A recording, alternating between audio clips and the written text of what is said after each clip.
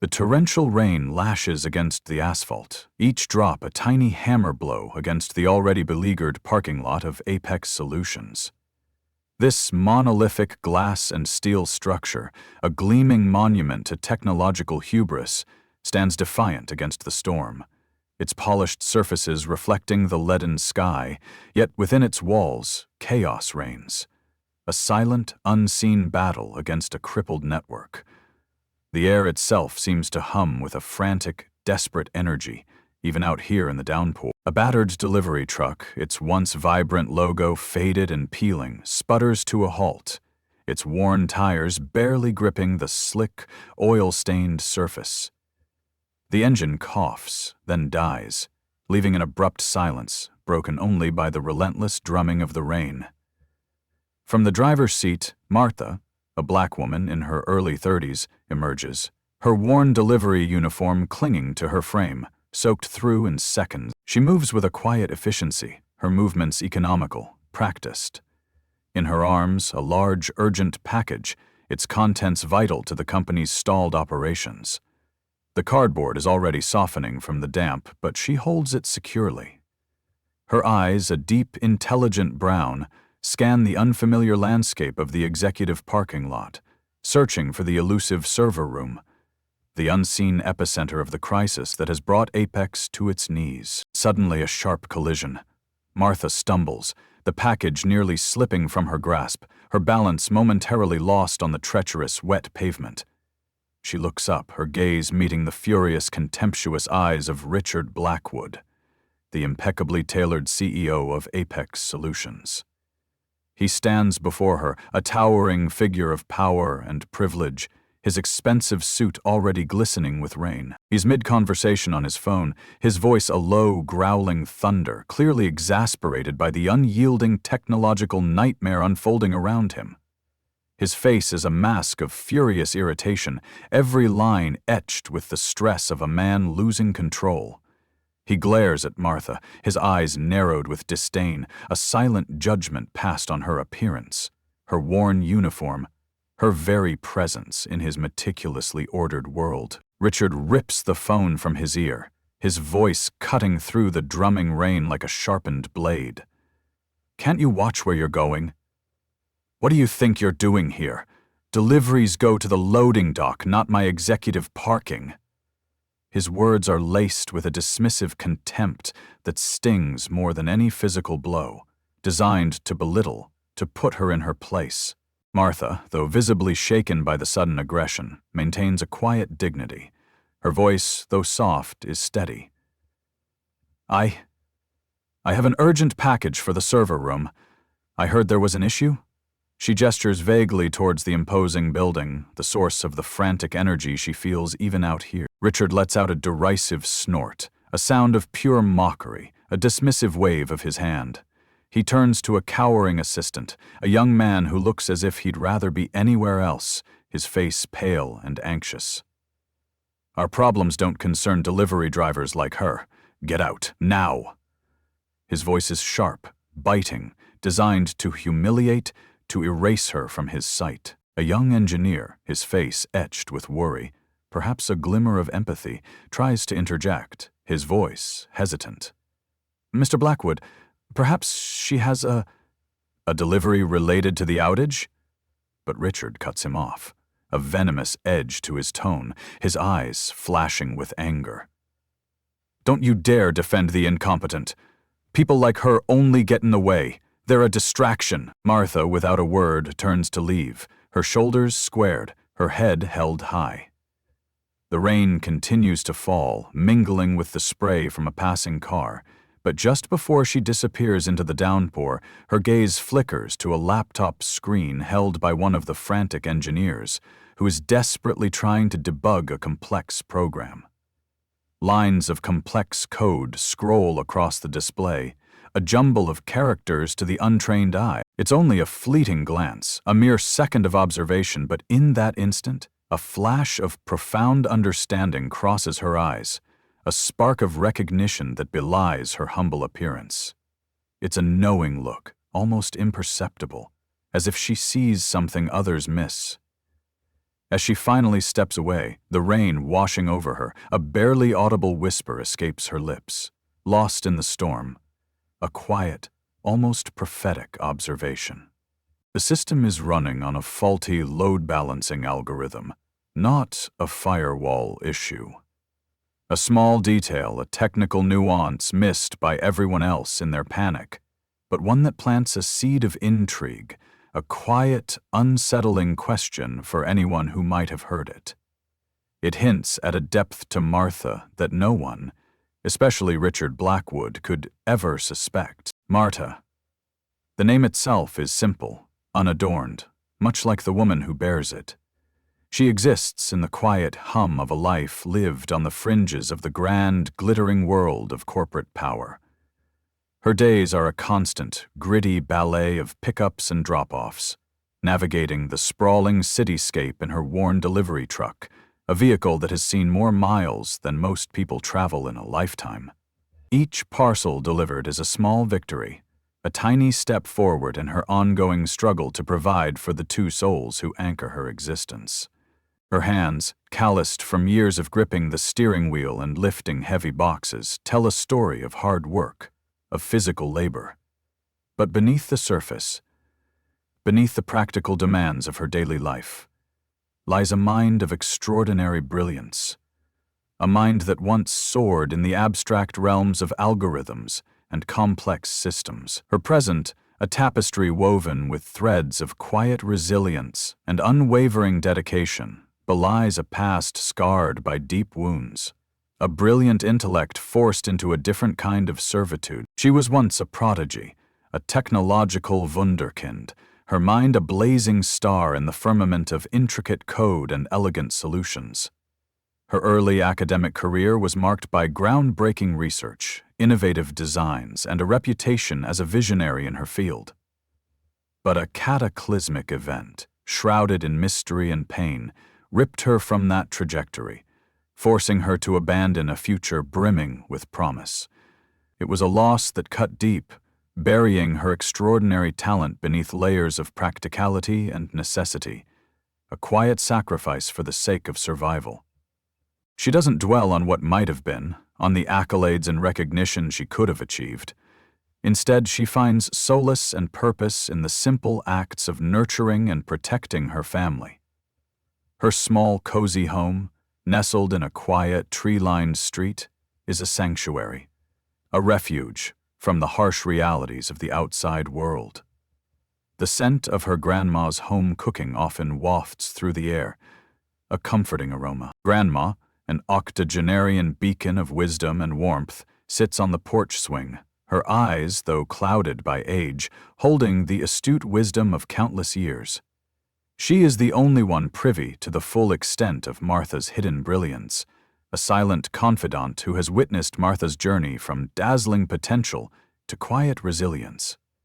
She offers quiet encouragement, her voice a gentle murmur, urging Martha to never forget the fire within, the genius that still burns brightly beneath the surface. Maya, her 7-year-old niece, is a bright spark of endless curiosity and unwavering admiration for her Auntie Martha. The little girl, with her infectious giggle and ceaseless questions, is Martha's anchor, her reason to keep pushing forward. Maya often trails Martha, mimicking her movements, her small hands mimicking the way Martha grips the steering wheel. She asks about the big puzzles Auntie Martha solves, her innocent queries a poignant echo of Martha's own youthful fascination with complex problems. On Martha's left wrist, a constant companion, is a worn silver bracelet, intricately etched with a circuit board design. It's more than just an accessory. It's a relic, a tangible link to a past she rarely speaks of. The silver is dulled with age, the etchings softened by countless brushes against packages and steering wheels, but its significance remains undiminished. This bracelet was a gift from her late father, a brilliant engineer who instilled in her the very passion that now lies dormant. He had crafted it himself, a symbol of their shared love for technology, a promise of a future they would build together. It's a silent testament to buried brilliance, unfulfilled aspirations, and the untold story of her family's downfall, a tragedy that forced her into this life. Martha often fingers the cool metal, her thumb tracing the delicate lines of the circuit, especially when deep in thought, or when the weight of the world presses down. It's a grounding ritual, a quiet connection to her past, a reminder of who she truly is beneath the uniform. The bracelet is a quiet promise, a symbol of the truth she carries, a secret identity waiting to be unveiled. It whispers of a time when Martha was not just a delivery driver, but a nascent genius, a force yet to be reckoned with, her true power veiled in plain sight, waiting for the right moment to emerge. Days bleed into nights, a relentless blur of stress and escalating panic within the hallowed, yet now crumbling, walls of Apex Solutions. The colossal system crash, stubbornly defying all attempts at remediation, has crippled the company, bleeding millions of dollars with each passing hour. The once bustling offices are now a hive of frantic, hushed activity, punctuated by the sharp rings of unanswered phones and the desperate tapping of keyboards. Richard Blackwood, his usual composure frayed to a thin thread, convenes an emergency meeting, his face a thundercloud of barely contained fury. The air in the conference room is thick with unspoken blame and simmering resentment. 15 of Apex's top engineers, a homogeneous sea of confident, mostly white male faces, present an endless stream of convoluted theories, each vying to deflect blame, their collective brilliance proving utterly useless against the invisible assailant plaguing their networks. They speak in technical jargon, but their words are empty, their solutions non-existent. Richard, his patience worn thin, his eyes darting from one flustered face to another, issues a chilling ultimatum. He slams his fist on the polished table, the sound echoing in the tense silence. 24 hours. That's all you have. If this isn't fixed, there will be consequences. Severe consequences. The threat hangs heavy in the air, a sword of Damocles dangling over their heads. The whispers begin innocently enough, a low hum of speculation, circulating through the office like a virulent virus. A delivery driver, a black woman, seen loitering near the server room just before the collapse. The rumor gains traction, fueled by the underlying anxieties and the desperate need for a scapegoat. Richard Blackwood, ever opportunistic, ever prejudiced, seizes upon it. A convenient narrative to deflect from his own team's failures. In a closed-door executive meeting, his voice dripping with veiled accusation, he plants the seed of suspicion. It's highly unusual for outside personnel to be in that area, especially just before an incident, he muses, his gaze sweeping across the faces of his senior staff. He brands Martha a potential saboteur, painting her as a shadowy figure, an almost guilty party, without a shred of concrete evidence. The insidious suggestion hangs in the air, unchallenged, solidifying in the minds of those eager to believe it. The whispers morph into something more sinister, something actively malicious. An internal security team under Richard's direct orders begins to monitor Martha. Their objective is clear: to dig up anything real or fabricated that can justify her termination and serve as further proof of her supposed culpability.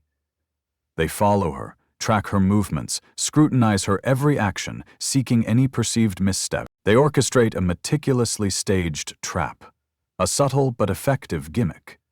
A camera feed, strategically placed near a public-facing security monitor in the lobby, captures Martha, innocently looking at the screen for a moment, moments after being dismissed from the building. The grainy footage, devoid of context, becomes their weapon. She is swiftly accused of information leakage, her natural curiosity twisted into an act of corporate espionage, a betrayal of trust. A young engineer named Kai, a talented Asian man, consistently undermined and overlooked by Richard, stumbles upon a peculiar network anomaly during his own desperate attempts to diagnose the problem. It's a digital breadcrumb, a faint trace leading to an obscure, almost forgotten protocol, a relic from an older system architecture. He remembers Martha's fleeting comment, her precise, almost prophetic whisper about the load-balancing algorithm. A flicker of doubt ignites within him, a nascent sense of unease. Kai's conscience stirs. He knows this isn't right. He decides to seek out Martha, compelled by a nascent sense of justice, a desperate hope that she might hold a piece of the puzzle. He finds her during her lunch break, parked by a quiet park, eating a sandwich in her truck. He hesitantly approaches, his voice low and urgent. "I heard what they're saying about you, Martha, and I found something in the logs, a signature. It matches what you said." But Richard's surveillance is pervasive. He learns of Kai's clandestine meeting with Martha. Fury contorts his features, a vein throbbing in his temple. He summons Kai to his opulent office, the air thick with menace, the polished surfaces reflecting his cold anger. "You're getting too close to this, Kai," Richard snarls, his voice a low, dangerous rumble. "You have a promising career here at Apex. Don't throw it away covering for certain individuals who clearly don't belong here." The implicit threat hangs heavy in the air, a chilling warning. Richard, wielding his power like a bludgeon, swiftly removes Kai from the incident response team, effectively isolating him, cutting him off from the information that could exonerate Martha. Kai is left adrift, drowning in a sea of despair, his talent rendered useless by a system that prioritizes prejudice over truth. A system that values loyalty to power over competence. The charade culminates in a staged press conference, a cynical exercise in corporate damage control, designed to placate anxious shareholders and project an image of decisive leadership. Richard, impeccably dressed, oozing false confidence, stands before a phalanx of cameras and microphones, the bright lights illuminating his carefully controlled facade. He projects an image of competence, of a CEO firmly in control, a man who knows how to handle a crisis. But then, with a calculated flick of his wrist, he displays Martha's image on the large screen behind him.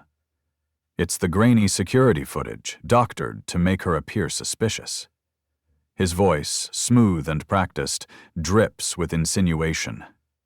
He portrays her as an irresponsible individual who may have inadvertently or intentionally caused the system failure, a convenient scapegoat for the company's glaring incompetence. His words, though carefully chosen, are saturated with implicit racism, dripping with contempt for the working class, for anyone who doesn't fit his narrow, privileged worldview. The media, eager for a sensational headline, laps it up, their cameras flashing, their microphones thrust forward. The final hammer blow falls swiftly, brutally. Following the sham press conference, emboldened by his perceived victory, Richard makes a phone call to Martha's delivery company. His voice is cold, authoritative. "We've had a security incident involving one of your drivers, Ms. Martha. We recommend immediate termination. And we'll be sharing our findings with other local delivery services." The delivery company, fearing repercussions from a major client like Apex, complies without hesitation. Martha's phone vibrates, a cold, clinical notification confirming the immediate termination of her contract. Her livelihood, her only means of support, vanishes in an instant. The ban extends further, a decree from on high. She is forbidden from setting foot on any Apex Solutions property ever again. Not content with merely destroying her current livelihood, Richard, leveraging his influence, discreetly blacklists her with other delivery services, attempting to ensure she finds no work, no respite, no escape from the economic strangulation he has imposed. He wants her broken, utterly defeated. Martha stands on the rain-slicked street, the rhythmic drumming of water against the pavement mirroring the dull ache in her chest. Her old delivery truck, now an inert metal shell, feels like a tombstone to her shattered livelihood. The rain lashes down, blurring her vision. She clutches the phone, the termination message a cruel taunt. The world seems to conspire against her, a relentless tide of injustice, pushing her further and further into a corner. As a solitary tear tracks a path down her cheek, mingling with the raindrops, the worn silver bracelet on her wrist, etched with the faint lines of a circuit board, glints under the harsh glow of a flickering street lamp. It pulses with a quiet, almost defiant light, a ghost of a past she had desperately tried to bury, a reminder of the brilliance she had suppressed. From the sterile confines of his high-rise office, high above the city, Richard Blackwood gazes down, a self-satisfied smirk playing on his lips, convinced he has delivered a definitive lesson to the lowly woman who dared to cross his path. He believes he has won. The air within Apex Solutions is thick with a palpable tension, a suffocating blend of desperation and impending doom. The colossal system crash, stubbornly unresponsive, continues its agonizing collapse, each passing minute spiraling the company further into a financial abyss. The once gleaming servers now fume with a sickly, intermittent whine, a testament to their crippled state. Millions, then tens of millions, are lost. A silent, relentless hemorrhage of capital. The 15 supposedly brilliant engineers, their faces now etched with fatigue and failure, their eyes bloodshot from sleepless nights, have exhausted every conceivable solution. Their whiteboards are covered in complex diagrams and equations, but nothing works. Their collective expertise, once a source of immense pride, proves utterly useless against the invisible assailant plaguing their networks.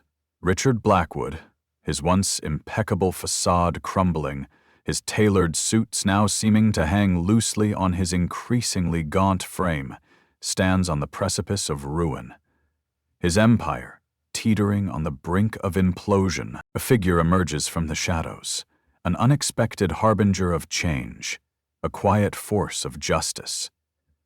Mr. Harvey, a distinguished lawyer in his 60s, his silver hair impeccably combed, his eyes holding the astute wisdom of countless courtrooms and complex negotiations, steps forward. He was a lifelong friend of Martha's late father, a silent witness to her extraordinary, nascent genius from a young age. He has been watching, listening, patiently biding his time, gathering intelligence, observing the unfolding drama with a keen, analytical mind. Now, at the urgent plea of Martha's grandma, who had quietly reached out to him, he makes his move. With a calculated maneuver, a strategic deployment of his considerable influence and legal acumen, he arranges a surprise meeting. It's a high-stakes encounter, a desperate gamble, between Martha and the Apex Solutions Board of Directors. His pretext is simple, yet irrefutable. A person with critical, previously overlooked information regarding the system failure. Richard Blackwood, his options exhausted, his back against the wall, his company bleeding money, is in no position to refuse. He agrees, albeit grudgingly, unaware he is walking into his own meticulously planned undoing. The meeting is set. The grand boardroom, usually reserved for hushed power plays and exclusive deals, is now transformed into an arena, a stage for a public reckoning. Members of the board, a phalanx of stern, expectant faces, their expressions a mixture of skepticism and desperate hope, gather. A collection of the baffled engineers, their faces pale with exhaustion and anxiety, sit in the back rows. A throng of eager journalists, their cameras flashing, their microphones poised, fill the remaining seats. The entire proceedings are live-streamed, broadcasting the unfolding drama to an eager, hungry public, desperate for answers, for a resolution to the tech giant's spectacular collapse. Richard Blackwood, still clinging to a veneer of arrogant confidence, takes his seat at the head of the table, a smug smirk playing on his lips. He believes he has neutralized Martha, that she is merely a pawn in his game, a distraction. He is convinced that she, a mere delivery driver, can do nothing to truly threaten him or his position. Then, she walks in. No longer cloaked in the drab, mud-stained uniform, Martha stands tall, dressed in simple yet elegant attire, a dark, tailored blazer over a crisp white blouse, a silent declaration of her newfound agency. On her wrist, the silver circuit board bracelet, a gleaming beacon of her hidden power, catches the light. Martha begins to speak, her voice clear and resonant, devoid of anger, brimming only with cold, hard logic. She doesn't raise her voice, but her words command attention. She dissects the system failure, not with convoluted jargon designed to confuse, but with an articulate precision that leaves the engineers agape. It wasn't a firewall breach, she explains, nor an external attack from a malicious hacker. It was a complex, algorithmic flaw within the load-balancing system itself, a subtle vulnerability woven into the very fabric of the old architecture. A design flaw so deeply embedded that only someone with an intimate, almost intuitive knowledge of its original design could possibly detect it. She uses technical terms with an ease and fluency that sends a ripple of disquiet through the ranks of Apex's top engineers, their expressions shifting from skepticism to dawning realization, then to outright awe. They exchange bewildered glances, recognizing the depth of her understanding, a level of insight far beyond anything they had managed to achieve.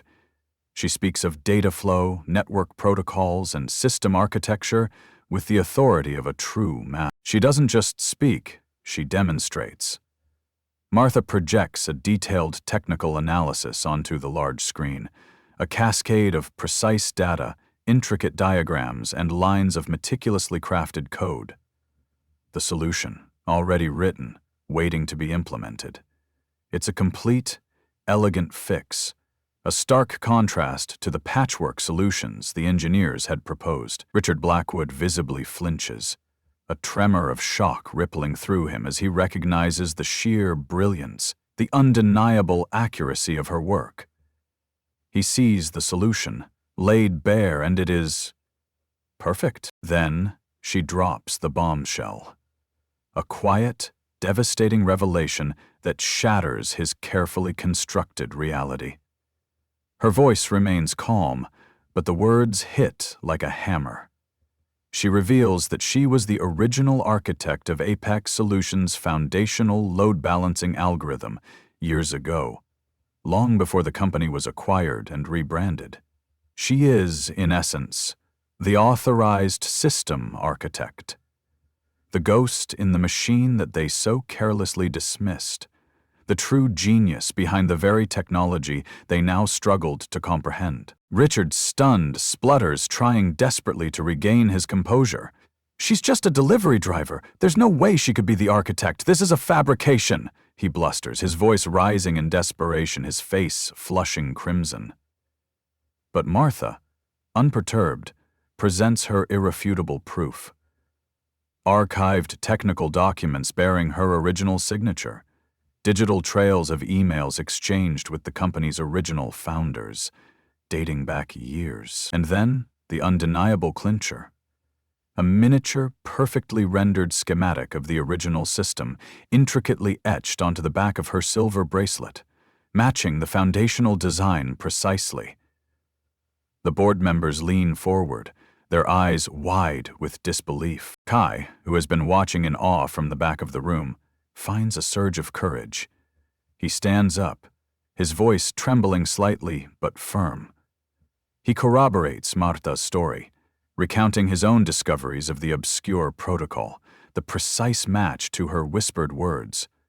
He then bravely reveals the threats he endured from Richard, the suppression of truth, the orders to keep silent. His testimony from within Richard's own ranks is a powerful validation, an undeniable corroboration of Martha's claims. Richard Blackwood's face drains of all color, a pasty white mask of utter defeat. Beads of sweat appear on his forehead, glistening under the bright lights. He attempts to regain control, to salvage his rapidly crumbling authority. "This is old news. "This has nothing to do with current capabilities. This is irrelevant," he sputters, his words hollow, devoid of conviction, his voice cracking. But his desperate attempts to deflect are futile. His voice, usually so commanding, now sounds reedy, weak, a pathetic whimper. The board members exchange grim glances, their expressions shifting from skepticism to dawning horror, then to outright fury. The journalists furiously scribble notes, their cameras flashing, capturing the slow-motion collapse of a powerful man. The live-stream chat explodes with comments, a torrent of disbelief and outrage. Martha fixes her gaze on Richard Blackwood, her eyes unwavering, devoid of triumph, filled only with the quiet certainty of truth. Her voice, though calm, carries an undeniable weight, a powerful resonance that fills the room. "Mr. Blackwood," she says, each word a hammer blow against his shattered ego, "you dismissed me. You insulted me because of my skin color, because of my profession. You believed that my appearance dictated my worth, my intellect. But intellect does not discriminate based on race or social standing. It resides where it chooses." He pauses, letting her words sink in, letting the weight of the moment settle. "And the truth, Mr. Blackwood," she continues, her voice ringing with newfound authority, always finds a way to speak for itself. You tried to bury it, but it has risen. So smart. Fix it now. Her words, sharp and resonant, echo through the stunned silence, a poignant, timeless declaration of justice, a challenge that leaves him utterly exposed. A hushed awe settles over the boardroom, a palpable silence in the wake of Martha's revelation. The air crackles with the aftermath of a seismic shift. Richard Blackwood, a man once so utterly in control, is now a crumbling edifice of arrogance and prejudice, his face a mask of utter defeat. The journalists, their pens poised, their cameras flashing, capture every nuance of his public undoing, their lenses focused on the man who had just been exposed. Martha, however, doesn't gloat. There is no triumphant smirk, no vengeful gleam in her eyes. Her expression is one of quiet determination, of a job that still needs to be done. Instead, she pivots, shifting the focus from personal retribution to professional necessity, to the crisis that still grips Apex Solutions. She launches into a precise, crystal-clear explanation of how she will repair the system, her voice calm and authoritative. She details each step, each line of code, in a manner accessible even to the non-technical board members and the eagerly recording journalists. She uses analogies, breaks down complex concepts into digestible pieces, demonstrating a mastery that is both profound and practical. She underscores how her original algorithm, elegant in its simplicity and efficiency, had been tragically compromised by the clumsy, uninformed alterations made by those who lacked understanding of its core principles. A thinly veiled yet devastating indictment of Richard Blackwood's leadership and his chosen team's incompetence. Richard, regaining a sliver of his former bravado, attempts a desperate counterattack, his face contorted with a mixture of fury and fear. He tries to interrupt Martha, his voice raspy with indignation. "She's slandering us. This is a desperate attempt to steal credit and deflect from her own suspicious behavior," he sputters, his words a desperate, flailing attempt to regain control. He even threatens legal action, blustering about intellectual property infringement. But his words now lack any real power, hollow echoes in the vast room. Then, a surprising shift. David, a young engineer, initially dismissive of Martha, his face often etched with skepticism, rises tentatively from his seat. His face is now etched with a mixture of remorse and admiration, a profound realization dawning in his eyes. He acknowledges his own short-sightedness, his initial prejudice, the way he had dismissed her based on her appearance and profession. He offers Martha a heartfelt apology, his voice thick with emotion. His voice, clear and earnest, rings through the room, Ms. Mata is right, he states, his gaze sweeping across the stunned faces of his colleagues. I doubted her. I was wrong. Her insights were profound, and her analysis is flawless. I've learned more from her in the last hour than I have in months from anyone else here. He then bravely confirms the veracity of Martha's claims, acknowledging the profound insights she had shared, the specific details she had pointed out that he had overlooked. Kai, emboldened by David's honesty, also stands, his support for Martha unwavering. His voice, though still bearing a hint of the fear he had endured, is firm.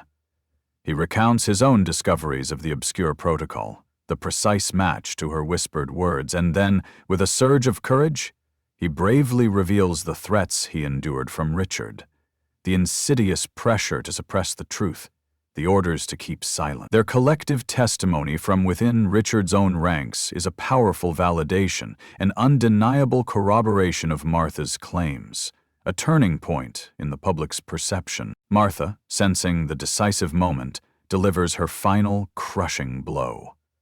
With a calm, deliberate movement, she projects a video file onto the colossal screen dominating the room. It's a hidden camera recording from Richard Blackwood's private office, discreetly obtained by Mr. Harvey, a masterstroke of legal strategy. The grainy footage shows Richard on a phone call with a business associate, his face smug, his voice dripping with condescension. He is heard preening, boasting about getting rid of that ignorant black woman and his plans to monopolize the market by crushing weaker competitors, his words laced with a chilling blend of racism and ruthless ambition. The video, raw and unfiltered, plays for all to see, exposing Richard Blackwood for what he truly is: a racist, a schemer, a man devoid of integrity, his true character laid bare for the world. Richard Blackwood completely crumbles. He lunges for the screen, his desperate fingers clawing at the controls, his face contorted in a grotesque mask of panic. But it's too late. The damning evidence is broadcast to the world, his every hateful word amplified, his hypocrisy laid bare. A shocked gasp ripples through the room, followed by a torrent of whispers, then outright exclamations of outrage. The board members, their faces a tableau of disappointment and disgust, exchange horrified glances. They see not just incompetence, but moral rot, a deep-seated prejudice that had poisoned their company from the top down. Richard, trembling, his face ashen, sinks into his chair, utterly defeated, his empire crashing down around him. Martha looks directly at Richard Blackwood, her gaze unwavering, her expression one of quiet triumph, but not of vengeance. Her voice, though firm, carries a powerful, almost serene authority, resonating through the stunned silence. "Mr. Blackwood," she says, each word a hammer blow against his shattered ego, "you saw me as nothing more than a delivery driver, a woman to be dismissed because of my skin. You believed that my appearance dictated my worth, my intellect." She pauses, letting her words sink in, letting the weight of the moment settle. But intellect knows no color, no class. It resides where it chooses. "And the truth, Mr. Blackwood," she continues, her voice ringing with newfound authority, "always, always finds a way to speak for itself. You tried to bury it, but it has risen. So smart, fix it now." Her words, sharp and resonant, echo through the stunned silence, a poignant, timeless declaration of justice, a challenge that leaves him utterly exposed. His reign unequivocally over. The dust settles, leaving behind a landscape irrevocably altered. Richard Blackwood, his empire in shambles, is unceremoniously ousted, his reign ending in disgrace. The public outcry, fueled by the viral video, is immense, demanding accountability. A swift internal investigation into his discriminatory practices follows, ensuring his fall from grace is complete, his name now synonymous with prejudice and incompetence. Apex Solutions, under the watchful eye of a newly empowered board, undergoes a radical transformation. Their first, most symbolic act is to extend an offer to Martha, not merely to return, but to assume the role of senior advisor and director of system restoration. It's a position of immense power and responsibility, a testament to her undeniable genius. Martha, true to her nature, shies away from the glare of public adoration. She is not driven by fame or fortune. Offers for interviews, lucrative contracts from rival tech giants eager to capitalize on her sudden fame are politely, yet firmly, declined. Her acceptance of the Apex Solutions role isn't for personal gain or glory, it's a quiet act of commitment.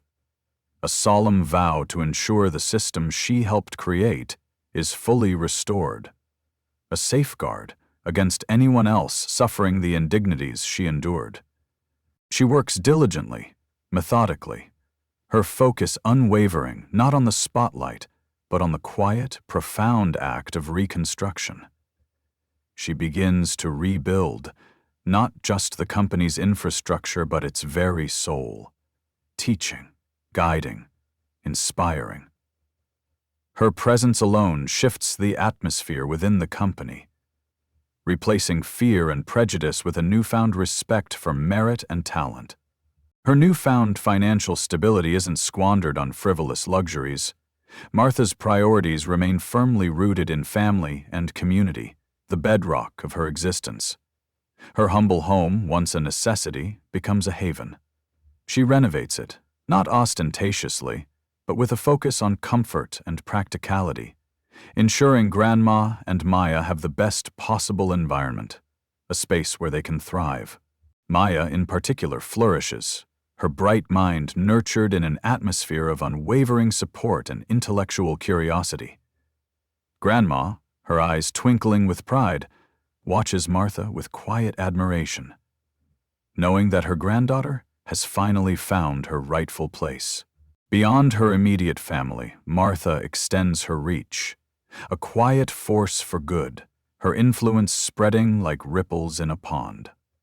She establishes a small scholarship fund, humbly named the Circuit Bracelet Foundation, a tribute to the symbol of her journey.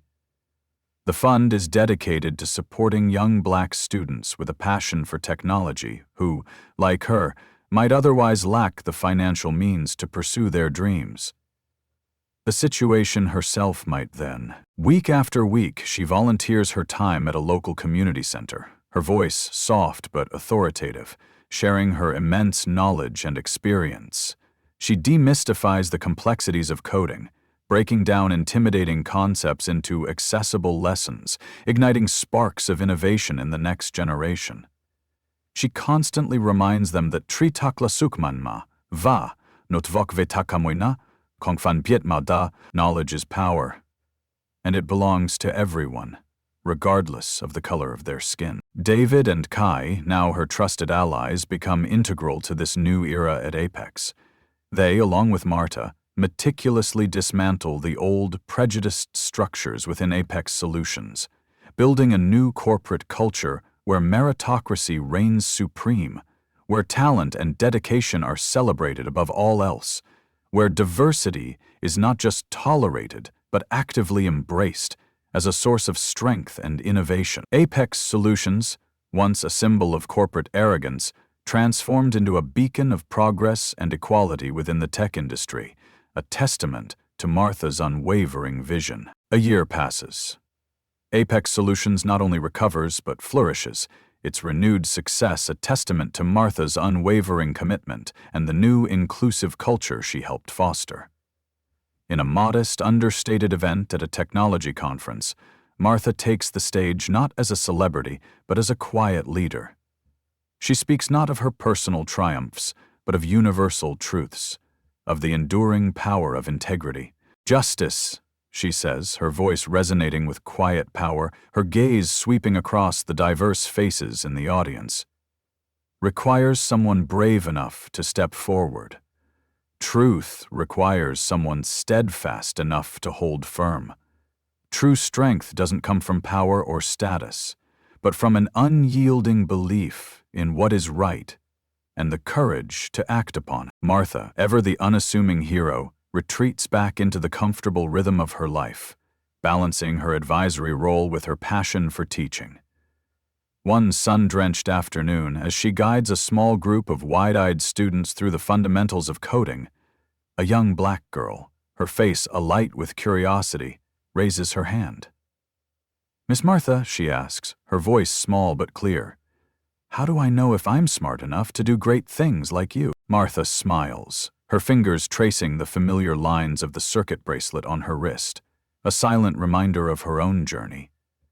She looks into the hopeful eyes of the little girl, and then at the eager faces of the other children in the room, seeing reflections of her younger self. "It's not about being smart enough," Martha says, her voice gentle yet profound. "Because everyone has a unique brilliance within them. Because, she pauses, letting her words sink in, letting the warmth of the afternoon sun fill the room. It's about whether you're brave enough to stand up when the truth is distorted, when justice is trampled. It's about whether you'll rise, not for fame, but for what is right." The screen fades to black, leaving a single, powerful question hanging in the silence, echoing in the minds of the audience. Your turn. Will you rise?